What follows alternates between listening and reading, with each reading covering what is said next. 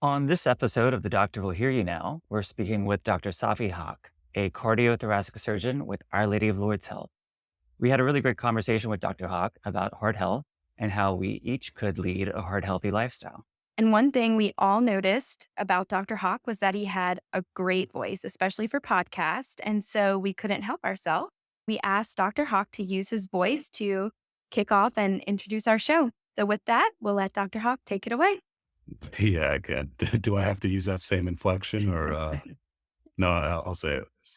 I'm going to say, so you want me to say, you're listening to The Doctor Will Hear You Now? That's what, okay. Yeah. You're listening to The Doctor Will Hear You Now.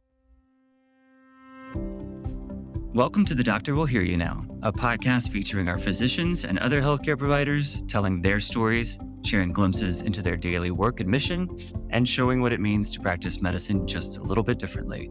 Healing you means hearing you, so let's talk. I'm Ben. And I'm Lexi, and today we're welcoming cardiothoracic surgeon Dr. Safi Haq with Our Lady of Lourdes Health to talk about all things heart. Dr. Haq works at Our Lady of Lourdes Regional Medical Center and Our Lady of Lourdes Heart Hospital, which are both located in Lafayette, and together offer the top cardiovascular program for the Acadiana area. We figured he'd be the best expert to help explain a lot of the terminology and confusing words that might come up when you're talking with your doctor about heart health and heart conditions. So hi, Dr. Haq. Welcome. Thank you for being here today. Hey, how are y'all doing? Thanks so much for having me. It's a pleasure to be here and talk over this stuff with y'all. Of course, we're glad to connect. We'll kick things off with just getting to know you a little better. Can you tell us about yourself and your work with Our Lady of Lourdes Health? Absolutely, yes. So I'm originally Indian. I'm from Texas. Bounced around all over for my education. I did residency in Ohio, fellowship down in Miami, and then worked in Florida for a little bit before moving over here to Lafayette. So I came straight to work with Our Lady of Lourdes in the Heart Hospital. I've been here for coming up on about a year now, and I'm happy to be here within the community and be helping the patients of Acadiana. That's great.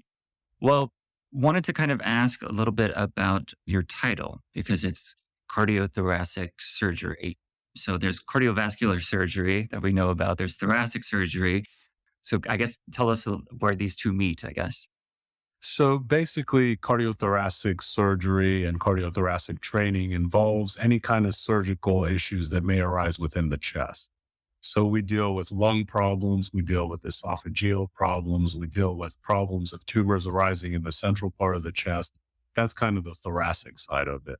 On the cardiac side, we deal with problems related to the heart, with restoring blood flow to the heart muscle, treating problems with valves, and dealing with the big blood vessels that come out of the heart. And so what, I guess, would you say a typical day in your life looks like? What's your routine like? So a day in our life, it's predictably unpredictable. That's probably the best way that I can put it. But we usually start our day pretty early in the morning. We go in and see our patients. We round at the hospitals that we work at, which is Our Lady of Lourdes and at the Heart Hospital. We see the patients that we've operated on. We see any patients that were consulted on, meaning another physician wants us to take a look and see if there's something that we can do to help with their heart or their lungs. From that point on, we basically start surgery. We operate every day of the week and we do surgery until the surgeries are done. And in the time that the surgeries are going on, we'll get phone calls regarding patients that need to be seen and things like that. And we take care of it as it needs to be done. And usually one day of the week, we'll do a clinic day where we see patients who are referred from the outpatient setting. It's a slightly different environment for them to meet us in. Well, thanks for sharing what that looks like, what your day looks like. So part of the reason that we wanted to talk with you today was because we wanted to get into the basics about heart health, heart conditions, and hopefully give people a better understanding of how you treat heart patients at Our Lady of Lourdes. So I guess we could start with a general overview. If you could tell us about heart disease specifically, what is it? What types of conditions would fall into that category? So that's a tough question. Heart disease encompasses a lot of different problems that can happen. You can kind of look at the heart as being comprised of a bunch of different parts. So you've got the heart muscle. You have arteries that supply nutrition and blood to the heart muscle. You have valves inside the heart, and you have large blood vessels that come in and go out of the heart. So a problem with any of those things could be considered heart disease. And that the things that can happen is the heart muscle weakens, the patient has heart failure. If the heart muscle dilates too much, it's also considered part of heart failure. If the patient's not getting enough blood flow because there's blockages in the arteries that supply blood to that muscle, then they're at risk for having something like a heart attack. And if the valves either become tight or leaky, those are also problems that need to be addressed. As far as those large blood vessels I was talking about that come in and go out of the heart, sometimes those can become enlarged or they can get tears in them, which also usually requires some sort of intervention. That's good to know.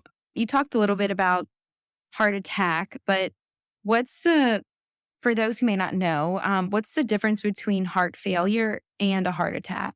Are they different?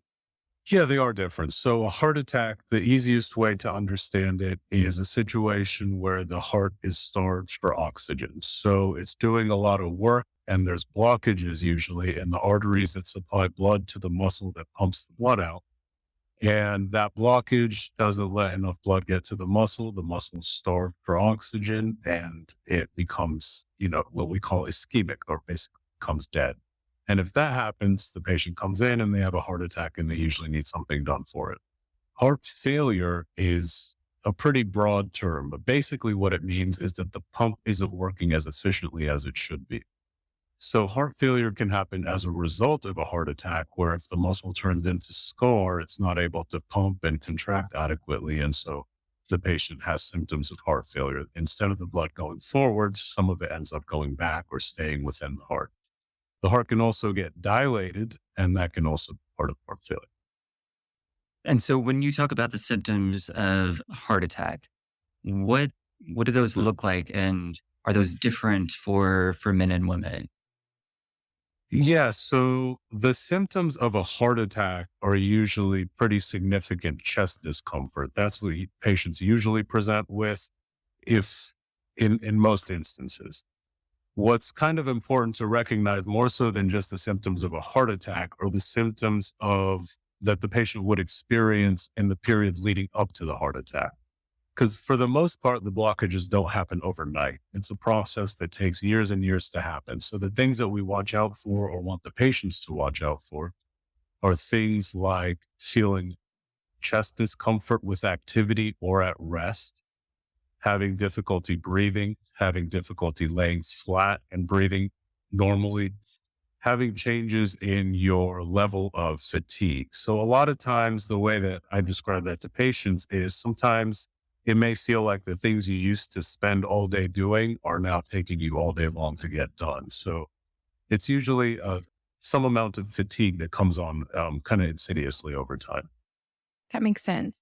And so would you say that could happen between men and women? There's no difference there in how they would experience those things? Yeah, that's a good question. Usually there's subtle differences in the presentation between men and women. Most people present the same way. I would say that there is a higher incidence of women, especially diabetic women, present in atypical fashion. We call it atypical because it's not the standard chest pain, short of breath, that kind of thing. Sometimes it can be as unsuspecting as feeling like you have heartburn. And that can actually be a way that a heart attack uncommonly presents. But so there's other things that we have to take into account as well. Wow. And that sounds, I mean, something as simple as just feeling heartburn. I guess you may chalk that up to maybe I ate something weird, but I guess if the feeling persists, that's when you really should go and see someone and get it checked out, would you say? Absolutely. Yeah, absolutely. I think especially in patients who are at risk for developing heart disease, I mean, that those are really important things to pay attention to. And it's not infrequent that we have patients who, I wouldn't say ignore, but for lack of a better word, make light of their symptoms just because they chalk it up to age. A lot of the times it's like, hey, I'm probably just getting tired because I'm getting a little bit older. But sometimes that's not the case. And there is an underlying problem that can be treated. Yeah, but that's good to know, and it's good for our listeners to hear that. Stay in touch with how you're feeling and check it out, even if there's even a little bit of a doubt of it could be something more serious. It's always better to look into it. And then speaking of just heart diseases and types of diseases, is there a difference between valvular disease and then vascular disease when it comes to heart health? Yeah, absolutely. So, valvular disease is any disease process involving any one of the four or multiple heart valves. There's four valves in the heart. There's two on the right side and two on the left side, and they basically act as one-way valves that let blood go from one chamber to the other and not from that chamber backwards. So what can happen with the valves, they either get leaky or they get tight. And it can happen in any of the valvular positions. And there's usually the way that we find out about it. Number one is the patient's symptoms. And then number two, we would get something called an echocardiogram, which is an ultrasound or a sonogram of the heart that helps us look at the heart muscle and the valves to see how well they're working. So valves can also get tight. They have leaflets, which act as doors, and those can degenerate and build up things like calcium on them, which doesn't allow the blood to go from one chamber to another. So depending on the type of valvular problem, the symptoms can be different and the treatment is usually different. As far as vascular disease is concerned, that involves any sort of blood vessel. So there's arteries, veins, and lymphatic vessels in our body. So the arteries carry oxygenated blood, which is, has oxygen from the lungs. The veins carry blood with no oxygen, and the lymphatics carry what I like to think of as just an extra fluid that's in the body. So any sort of problems in those three systems can be classified as vascular disease. Now, vascular disease can occur anywhere from the large blood vessels that come directly out of the heart within the chest to the tiny little blood vessels that carry blood down to your feet. So diseases in any of those areas is considered vascular disease. I feel like we're getting a Heart 101 lesson today, which is Yeah. exactly what we're trying to do. Well, in that same note, something maybe older patients might hear or when they're speaking with their doctor is atrial fibrillation, otherwise known as AFib. And we wanted to ask you a little bit about that and what it means if you get such a diagnosis. For a lot of people, those symptoms can be mild and managed with medication, but can also lead to something more serious. So, what do you tell patients about not letting their heart health fall by the wayside if they have AFib or if that's a concern? Yeah, so basically AFib is just the top chambers of the heart not beating in concert with the lower chambers. So it can happen in a lot of different settings. Some patients just get it spontaneously. Some patients get it after some sort of cardiac surgical procedure. So the way that it usually presents is that the patient feels like their heart's skipping beats. They get short of breath. They can't catch their breath. And in other instances, they'll pass out or have something potentially worse happen. The problem with atrial fibrillation is that since the receiving chambers that have all this blood sitting in them, if they're not beating in concert with the lower chambers, it allows the blood to kind of sit in those chambers and it can form clots. Now there's tiny little pockets on those receiving chambers called appendages. And if the clots get stuck in one of those appendages and launch forward, that can sometimes lead to something like a stroke. So the way that we deal with it is bifold.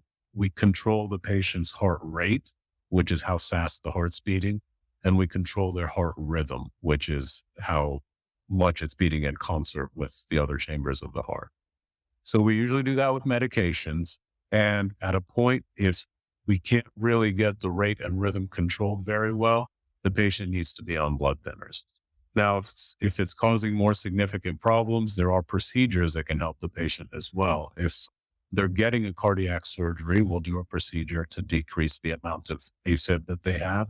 Or they can see a cardiology doctor who specializes in something called electrophysiology, which is basically a study of how the heart conducts electrical rhythms. And they can offer procedures that don't require cardiac or open surgery to help with the AFib. That's good to know. I want to switch gears a little bit and talk about just some of the treatments that are available when it comes to heart conditions, just like you kind of just talked through here. There's a lot of advancements in heart conditions and treatments in that area. And a lot of these conditions can now be treated with robotic surgery or minimally invasive surgeries. How do you explain the benefits of these treatments to patients, especially when someone hears the word new, it may make them nervous or unsure because it may give the feeling of, oh, well, this hasn't been done a lot or it hasn't been tested on this many individuals. So, how do you really talk through that with them and kind of create a level of comfort there that these surgeries and treatment plans can offer to really help them? That's actually a really good question. I think I'm fortunate in that I trained very recently and I got to train with a lot of cutting edge technology that you're talking about that's only recently been developed in the last, say, 10 or 15 years. And cardiac surgery up until around that time, or up until around 10 or 15 years ago, hadn't really changed much since it had been started in the, 1950s or so. So since there's all these changes, the bulk of them involve us doing procedures that obviate the need for opening the patient's breastbone. Despite the procedures being really new and novel and maybe not having been done very frequently, I have yet to meet a patient who hears that they're not going to get quote unquote cracked open and not be okay with it. So I think that's the biggest plus is that we can shorten the patient's hospital stay. We don't have to put them on the heart lung machine to do heart surgery. We don't have to stop, restart their heart. And all of those things are great.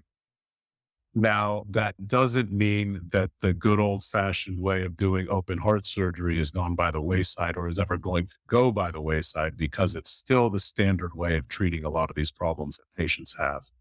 I think the real benefit comes for patients who otherwise would not tolerate open heart surgery, because for those patients, up until these technologies came about, it was basically, well, sorry, there's nothing else we can do. So now we have a lot more options available to us and a lot more tools in our toolbox. And it's a very exciting time to be practicing.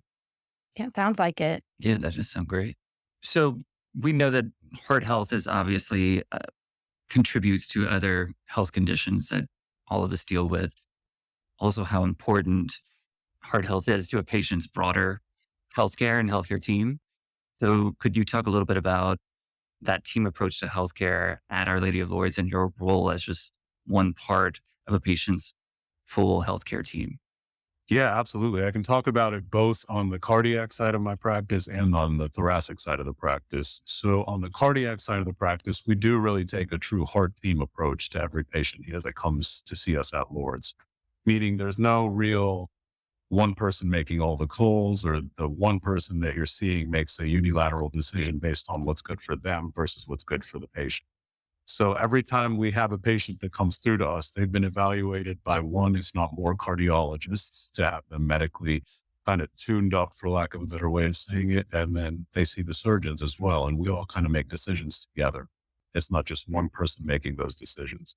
On the thoracic side of things, treating lung cancers and things like that, we have a multidisciplinary tumor conference where if not all of the treating oncologists and with the cancer doctors, the lung doctors that treat the medical part of the lung disease, and the surgeons that do the surgery, we all get together, look through images, look at challenging patient cases, and we come together and arrive at consensus decisions regarding what's best for the patient, which I think is excellent from a patient standpoint, because you do really want all these specialized physicians that are specialized in doing what they do coming together in, a very collegial setting to be able to make decisions, that are best for the patient. For sure. That's great to hear. And now that we've sort of touched on a couple of different heart conditions that people should be aware of, what would be maybe your top three ways to lower your risk of heart disease? I think the best things that someone can do to decrease their risk for heart disease, number one, is any sort of lifestyle modification, which would be stopping smoking, altering your diet, or routine exercise. I think regular visits with your physician are of paramount importance. I think paying heed to symptoms as they arise is important.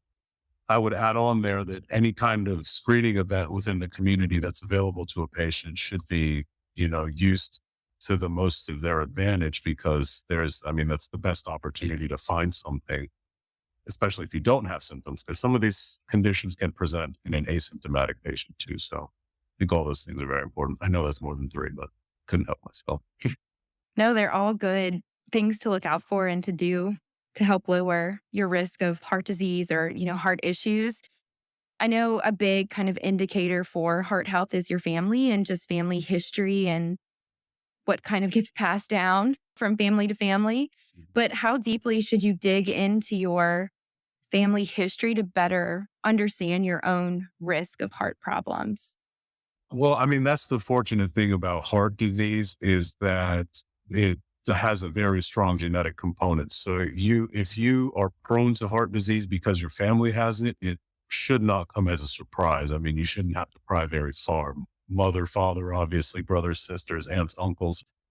But I think recognizing it when you see it, like if you've heard of or known multiple family members that died of a heart attack and you find yourself feeling short of breath when you're climbing a few flights of stairs, that's something to pay attention. So, And are there things that, let's say you do have a family history. Does that mean just like the game's done for you and all hope is lost? Like, are there things that, no, can help keep you healthy, even if you do have a family history? well, no, it's definitely not game over or anything like that. But I think recognizing it early and paying attention to what needs to be paid attention to, like regular physician's visits, any lifestyle modification that needs to be made, being cognizant of your family history just helps you with the preventative side of things. Hmm. Right. And you mentioned community screening. So what are some tests that you might recommend to check your heart health, depending on your age? Yeah. So the basic things that we do to check on cardiovascular health are things like an electrocardiogram, which looks at how the heart's conducting electricity. And it gives us a lot of information about issues with the heart's rhythm or potentially with the heart not getting enough blood flow in the stages before or after a heart attack. Other things would be an echocardiogram, which is like a sonogram of the heart, where we look at the heart muscle to see how well it's functioning, and we look at the valves as well. That can give us a lot of information and help us treat things sooner rather than later when we're behind the eight ball. Another thing that we would do is a carotid ultrasound, where we look at the arteries that supply blood to the brain. Sometimes when those have blockages, the patients, for the most part, asymptomatic, so they don't have any problems, they're not experiencing anything, but they need to have some sort of procedure to prevent the risk of stroke. That's good to know. Have there been any success stories that you've had with patients that you'd share that just through either these preventive measures or screening early or things that have turned out with a happy ending? I can't name a specific instance, but I can tell you that there's countless success stories that I've experienced in my training and in my career thus far, where we've caught things based on screening that otherwise would have gone missed and may have potentially put the patient out of the window to get the best kind of treatment that they could get. Well, discussing those kind of heart issues with your patients, it can be a scary thing for them, I'm sure. I was wondering what role does the listening play in the work that you do with your patients? And how do you make sure that they feel heard, that their questions are answered, things like that? I think the biggest thing that I do to make sure my patients feel listened to is, I listen to them. I go in there not to tell them what I'm thinking or to tell them what I'm planning to do or what I think should be done. I go in there and hear out everything that they have to say. And sometimes you end up getting to know someone as a person. And I think that's important and when you're providing healthcare to a person is to get to know what they're actually like, what they're here with. Someone that I trained with used to tell me a long time ago that if you listen, every patient will tell you their diagnosis, which sounds obvious, but it's a pretty profound thing. Definitely. I'm curious what kind of keeps you inspired in your work? What inspires you just in your day to day that kind of keeps you going? I imagine that you see a lot of things and probably have a lot of tough conversations and things to deal with, but what inspires you? To be completely honest with you, that's a good question. I've been very passionate about this line of work as long as I can remember since I was a kid. And I've kind of worked towards and waited my whole life to be able to do this. And you're right, there are some really tough conversations that you have, and there's some really even tougher experiences that you go through. But just, I feel like every patient that I see leaving the hospital and coming back to my office is a huge success story. It's a time in their life that I may experience that situation over and over again, treating patients with similar problems. But that was a huge, huge event in their life. And to kind of get to be part of that and be a part of their experience means a lot to me. So just waking up to get to go do heart surgery every morning keeps me inspired. I mean, there's always a new challenge. It's very, very fulfilling work, and I'm very privileged and grateful to be able to do it. Is there anything, I guess, in the future of healthcare in regards to caring for the heart that you're excited about or interested in coming down the pipeline? Yeah, absolutely. So we've already seen a huge change in the way that we address valve surgery. That we have a lot of new technology at our fingertips that allows us to replace people's valves or put in valves without opening the patient up, and we can do it under X-ray. I think the continuation of that kind of advancement, and specifically also our ability to treat heart failure with mobile units that allow the patient with a failing heart to have a pump placed inside them that does the work of the heart, but they're still able to be mobile, still able to live a normal life. I think those are all really exciting things that are coming down the pipeline shortly. It sounds like it. Well, I guess as we kind of wrap up, this is just a fun question we like to ask all of our podcast guests that we have on the show. And it could be professional, it could be anything fun, but what are you listening to these days? Oh, all sorts of stuff. I'm a big, big music person, but lately in the OR, we've been doing a lot of 90s hip hop, a lot of Notorious B.I.G. Oh, nice. That was going to be my question. If you listen to anything during surgery? 90s hip hop. Oh, yeah, That's we great. listen all sorts of stuff. Yeah. Well, before we go, is there anything that we didn't cover that you want to make sure that our listeners were aware of? No, I mean, I think y'all covered it very well. I can't think of anything additional. I would urge all patients to, make any lifestyle modifications. Need to stop smoking. That's the biggest thing. And 30 minutes of some sort of aerobic activity 3 times a week goes a long way. Awesome. Well, thank you so much for joining us, Dr. Haq. This was great. Absolutely. Thank you for having me. It was great talking with you guys. Listeners, thanks for tuning in. We'll have everything Dr. Haq mentioned and other helpful resources linked in the show notes.